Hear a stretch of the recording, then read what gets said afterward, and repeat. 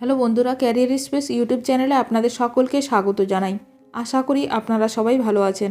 আজকে এই মুহূর্তে শিক্ষক নিয়োগ সংক্রান্ত যে সবচেয়ে গুরুত্বপূর্ণ আপডেট উঠে এসেছে, বিস্তারিত সেই সম্পর্কে আলোচনা করব।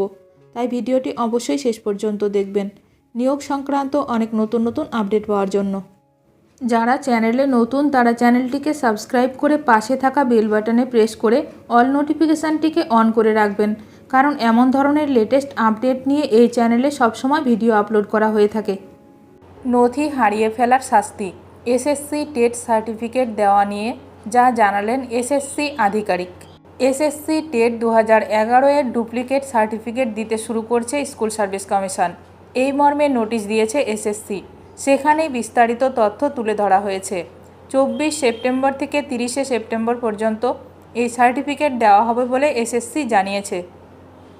স্কুল সার্ভিস কমিশন জানিয়েছে, নতুন শংসাপত্র পেতে প্রার্থীদের টেটের আসল অ্যাডমিট কার্ড সেটাও হারিয়ে গিয়ে থাকলে আসল জেনারেল ডায়েরির কপি, সচিত্র পরিচয়পত্র এবং রিসিপ্ট কপি নিয়ে কমিশনে যেতে হবে। এর সঙ্গে ফি হিসাবে দিতে হবে 1000 টাকা।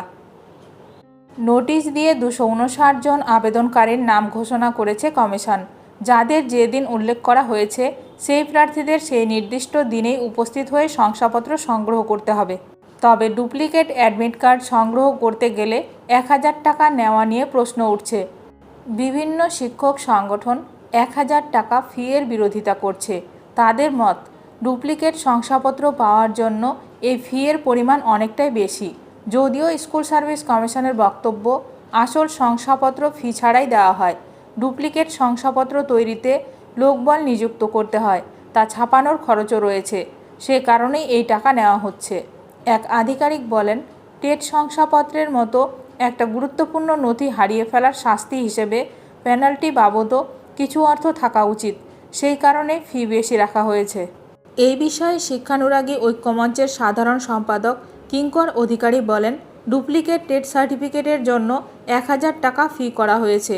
এই অস্বাভাবিক ফি বৃদ্ধির আমরা তীব্র প্রতিবাদ জানাচ্ছি। এই নিয়ে আপনাদের মতামত অবশ্যই কমেন্ট করে জানাবেন।